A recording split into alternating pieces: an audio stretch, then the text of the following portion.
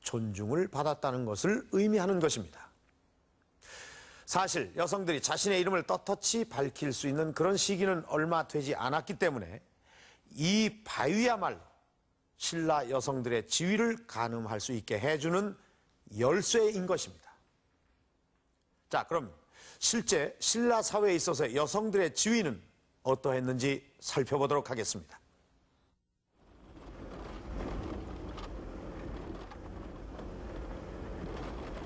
예나 지금이나 경제력은 지위를 나타내는 척도다. 당시 신라 여성들은 어느 정도 경제력을 가질 수 있었을까? 신라시대 창건된 취서사. 취서사엔 당시 신라 여성의 경제력을 알려주는 유물이 남아있다. 한 여성의 재력으로 이 탑을 세운 것이다. 지금은 기단과 1층만 남아있지만 취서사 탑은 본래 3층 탑이었다. 1930년대 탑을 해체했는데 탑에서 발견된 사리함에 시주자의 이름이 적혀 있었다.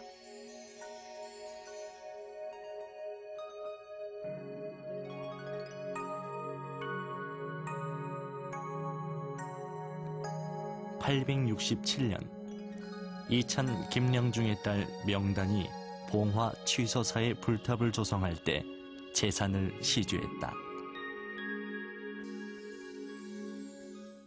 기계가 좋은 시대에 조성을 해도 좀 어려운데 당시에 이런 탑을 조성했다는 것은 조성하기도 어렵거니와 아마 상당한 그런 재력가가 아니면 감히 엄두도 못 낼 그런 불사관이었겠나 그런 생각이 듭니다.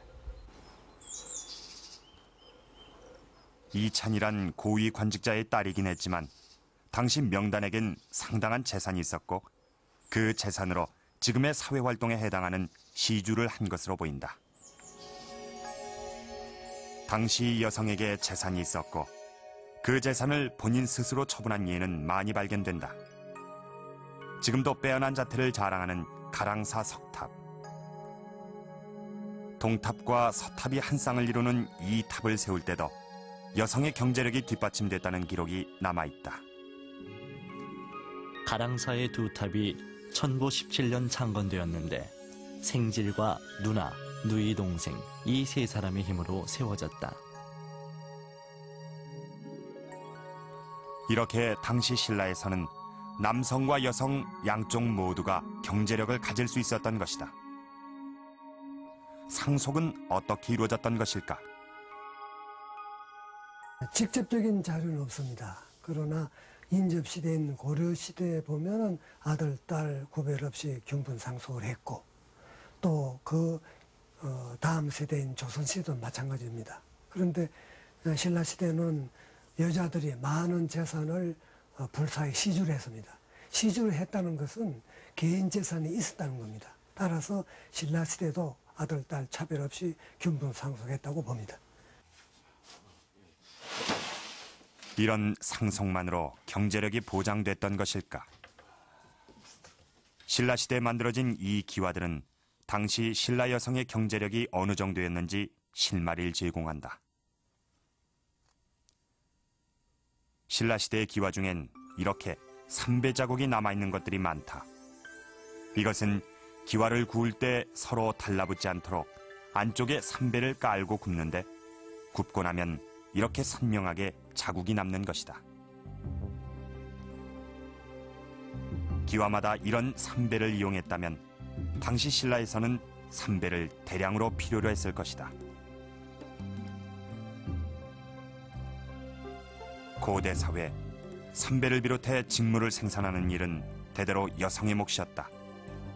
신라시대 벽화는 남아있지 않지만 같은 시기에 그려진 고구려 벽화에서 여성이 배를 짜는 모습을 확인할 수 있다.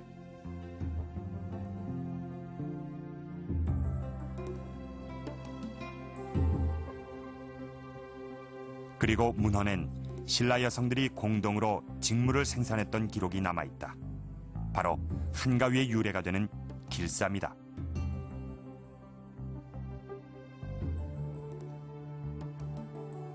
왕이 육부를 정하고 이를 둘로 나누어 왕녀로 하여금 각각 분해의 여자를 거느리고 매일 아침 일찍이 대부의 뜰에 모여 밤늦게까지 길쌈을 했다.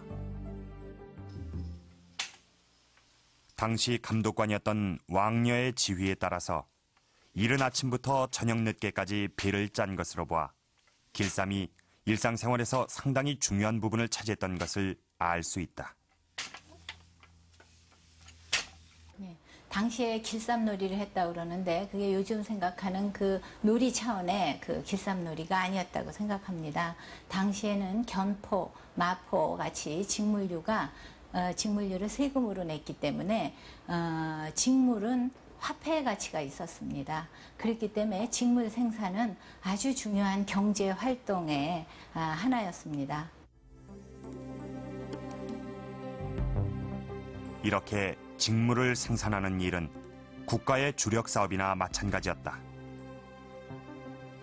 당시 신라에선 직물의 생산을 관장하는 관서를 두었고 그 관서는 직물의 종류에 따라 세분화돼 있었다. 특히 직물을 생산하는 관서마다 생산을 총괄하는 여성 감독관이 있었는데 그들이 바로 모였다. 이 임무는 신라에서만 볼 수 있는 독특한 관직이다. 그런데 재미있는 것은 고려시대나 조선시대에도 직물 생산을 하는 관서가 있는데 그런 시대에는 그 장인이라든지 그 관리들이 모두 남자였던 것에 반해서 신라시대 때는 여자가 직접 그 직물을 생산하는데 감독하는 관리자로서의 역할을 했다고 생각합니다. 일본 황실의 보물창고인 정창원. 이곳엔 당시 신라가 일본과 교역할 때 가장 중요한 물품으로 여겼던 신라의 직물들이 보관돼 있다.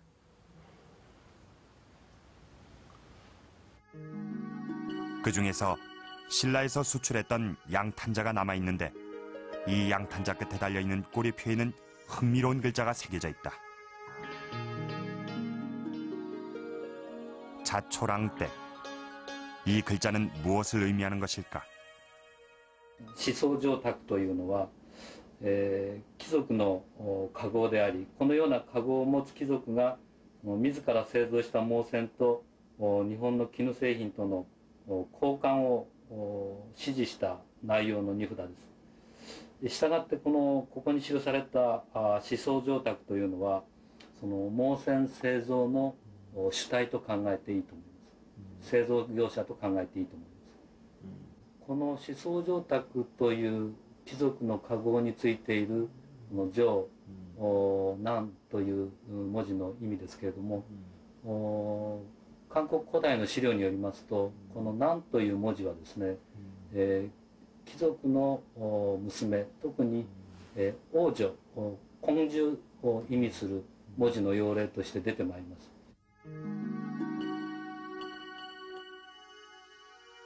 자초랑댁이 직물을 생산하는 제조업체라면 자초랑은 직물을 수출하는 업체의 대표를 나타낸 것이라 알 수 있다. 당시 신라에서는 이렇게 수출 상품에까지 여성의 이름을 당당하게 사용했던 것으로 보인다.